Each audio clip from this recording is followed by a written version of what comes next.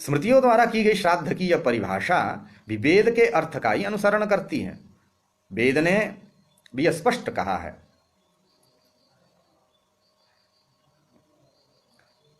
अथर्ववेद के 18:250 पर आपको देखना चाहिए। सायण के अनुसार इसका अर्थ है कि हे मृत पुरुष, इदं इतवा उ, यही तुम्हारा भोजन है जिसे श्राद्ध में हम तुम्हें दे रहे हैं। अपरन्ना, इसके अतिरिक्त तुम्हारे भोजन का और कोई आधार नहीं है। ये श्रुति का जो है भाष्य करते हुए सायणाचार्य जी लिखते, अथर्ववेद श्रुति, उसका भावार्थ हमने, सायणाचार्य जी का अर्थ हमने बताया। भाष्य, जिनके पितरों को श्राद्ध देश में बुलाने के लिए अग्नि से प्रार्थना की जाती है, वे पितर मृत ही हो सकते हैं, ना कि जीवित।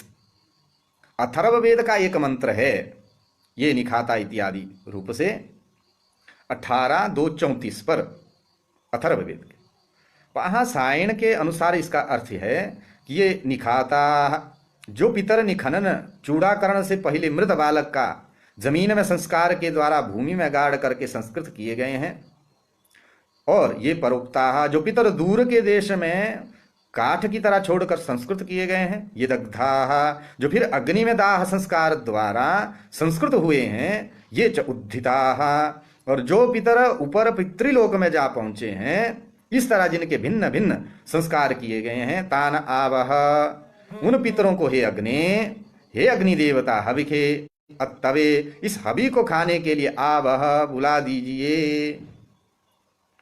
पितरों के लिए प्रयुक्त ये सब के सब विशेषण और आगे का जितना भी हमारा वक्तव्य है, उन मृत पितरों में ही घटते हैं, जीवित में नहीं। इस पर हाँ, पितर इस पद से जो मृत हैं उनका ग्रहण होता है। ये जो श्रुति कह रही है, तो इस श्रुति के अनुसार अपने जीवित पितरों को तो कोई श्राद्ध देने के लिए ना तो कोई गाड़ता है उसे जमीन में, ना किसी देश में काठ की तरह फेंक आता है, ना ही अग्नि में जला पाता, अपने जीवित पितरों को जलाता कोई, और ना ही उसे कहीं ऊपर लटका ही देता है।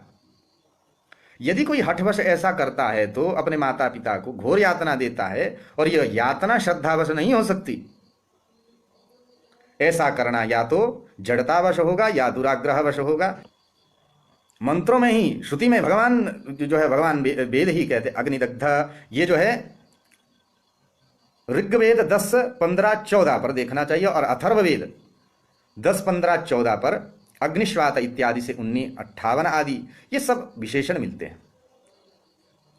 वे भी मृत पितरों में ही अन्वित हो सकते हैं, जीवित नहीं, जीवित पितरों में इनका अन्वय नहीं किया जा सकता, इनका अर्थ बदल भी नहीं सकता।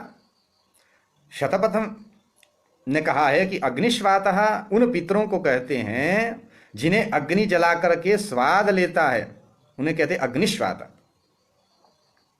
यान अग्निरेव दहन सदयति ते पितरो अग्निश्वाताः, ये शतपथ जो है में ये बात आई है।